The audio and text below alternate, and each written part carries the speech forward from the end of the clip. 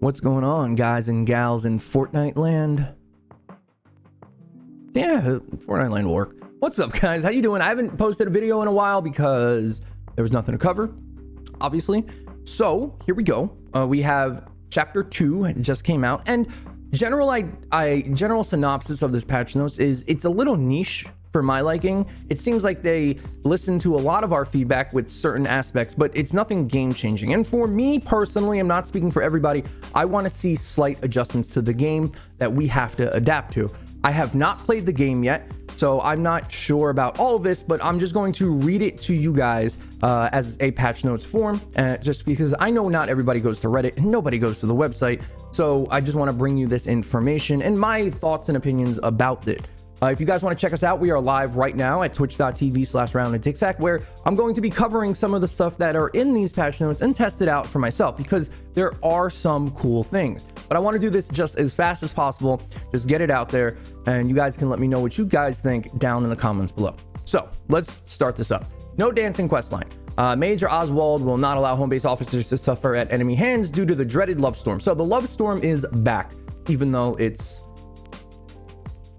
a week after Valentine's Day, but that's par for the course with Fortnite. So we get Stoneheart Farah. Standard perk, Cupid's arrow. On bow hit, arrow splinters, dealing 20% damage to 3 nearby targets. Her commander perk is on bow hit, arrow splinters, dealing 60% damage to 5 nearby targets. Now, when all these bows came out and they were underwhelming to say the least, a lot of people were assuming that they were going to bring out bow and arrow heroes, and it seems like that is what they're going to do. So now we have Stoneheart Farah that I haven't tested this yet. Again, I have not logged into the game yet. The damage might be decent, and it makes a bow that is single target damage do a little bit of AoE. So maybe like on the Vindertech Seeker, that'd be pretty cool. So we'll check that out today on the stream as well. Hopefully soon we'll get like a draw speed hero increase, but they address that later in these patch notes as well. Me and Demon Joe talked about this at length. Wargames. Nobody plays it. It's not fun. There's no reason to play it, and it seems like they're trying to bring it back, which is a good thing because nobody played it. Major Oswald's Wargames drills are back and in full effect. Revisit your Storm Shield bases and test your defenses against some destructive and challenging simulations. Now, notice they do not say new. Again, haven't logged in, but are there any new ones? Maybe. I don't know. They don't say it, but maybe there's some new ones. Regardless, this needs to be addressed anyways. I don't know if the rewards are better. I don't know, but we can find out together. Next is Dashing Hawk. This is probably one of the cooler skins we're going to ever get. I think it's really cool anyway. And he has a new lefty and righty perk called Absolutely Stunning. The standard perk is lefty and righty shots have a 37% chance to stun the target for 2 seconds. Okay. And Absolutely Stunning Plus is lefty and righty shots have a 37.5% chance to stun the targets for 2 seconds. Additionally, lefty and righty damage is increased 100% against stunned targets. Now, really what we need to figure out is if his stun mechanic stops a smashing charger, or a charging smasher, a smashing charger. A charging smasher. That's really what people are going to want to know, and I don't know if it's going to out damage lefty and righty from Raven. I don't think so. His Absolutely Stunning Plus perk to me seems a little underwhelming because you only get this 100% damage for 2 seconds, and I extremely doubt it's going to out DPS a Raven lefty and righty. But if you are playing Raven lefty and righty, being able to stun a target, pretty decent. I wonder if you can do it multiple times. If you can do it multiple times, then you might just be able to keep them stun locked. 37.5% chance, and the rate of fire on the lefty and righty is pretty high. So again, we're going to test this on stream right now. Then we have a new bow coming out, Love Song Bow. Make the husks love struck with this new bow. Keeping the bow drawn past max charge will fire an arrow that stuns. This is the incorrect word, by the way. The enemy for 10 seconds. Weapon damage will break this effect. So that effect is not called a stun, it is called a mez. So you are like mesmerized. You cannot move until somebody damages you. Cool effect, if that's what it is, which I'm pretty sure it is.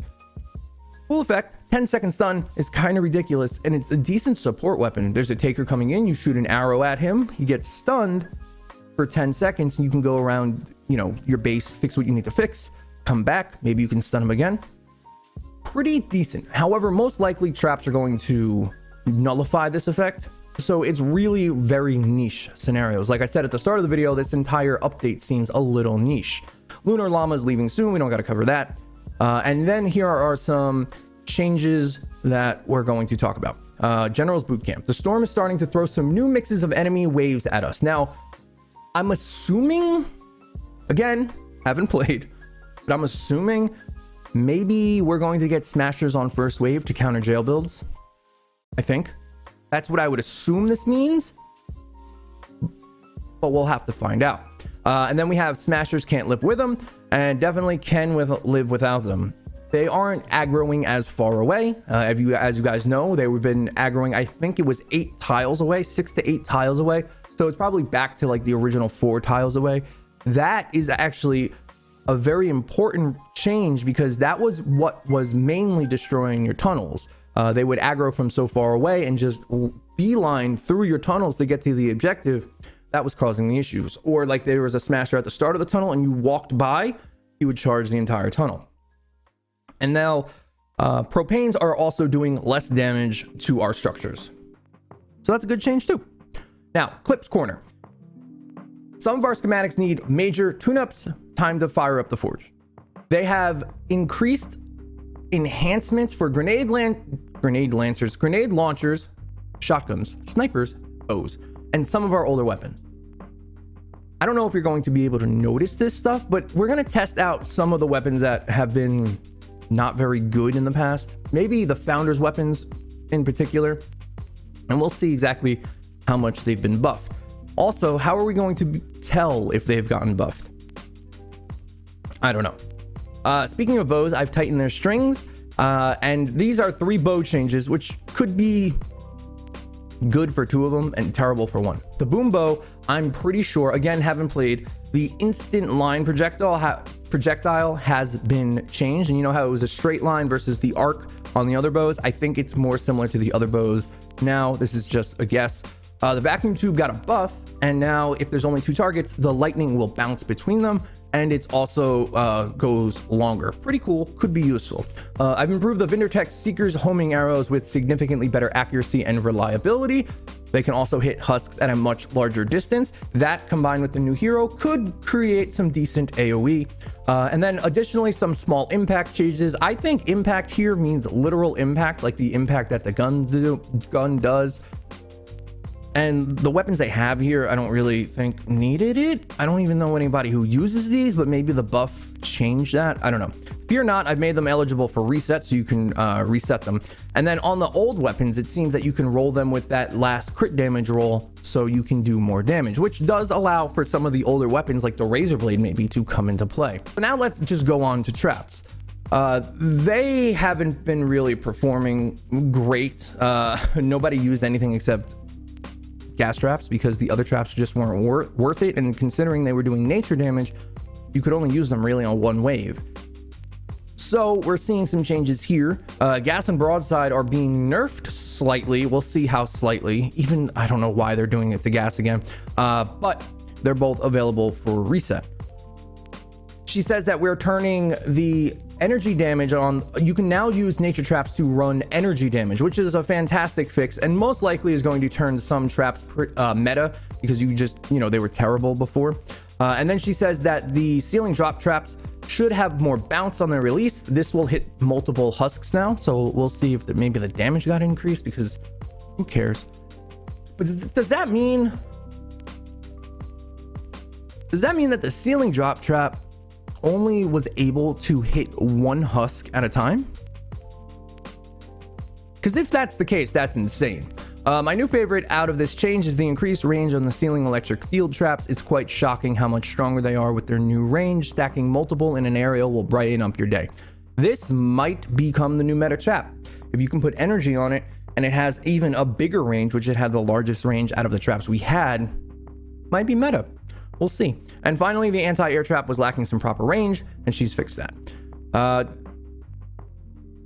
Is there a new HUD? There might be a new HUD or HUD settings. And then just a couple of bug fixes. Southeast amplifier and twine peaks. seems to be fixed. No more overlapping spawns. The neon sniper got fixed, as you knew. The thing, crafting materials are properly returned to recycling defender pads. Okay, weak spot glitch is working and A button works correctly. Jilly teacup can be placed in the collection book without evolving. Who cares? Okay, so like I said, pretty niche update. It's decent, but I want more broad things. I don't want fine-tuned weapon changes and stuff. I want a new enemy. I want a counter build system. I don't know, just the core gameplay loop to be slightly adjusted. Now, apparently there are some bugs already reported, such as you cannot pick up your stuff. The E button or whatever button it may be on a controller just doesn't work. And you literally cannot pick up anything in the game. And rumors have it that the B bug, B glitch, is back. So those are your patch notes for chapter 2, season 2, right? 220. Yeah, I'm pretty sure I said that right. We're live over at twitch.tv/roundedtiktak right now. We're going to be testing out some of this stuff, all of this stuff, and see how well these changes actually work. If you guys are buying the new battle pass or anything like that, you can always use creator code OOTIKTAKOO. It'll be much appreciated. And thank you guys so much for watching. I will see you on the next one, or hopefully on the stream. TikTak out.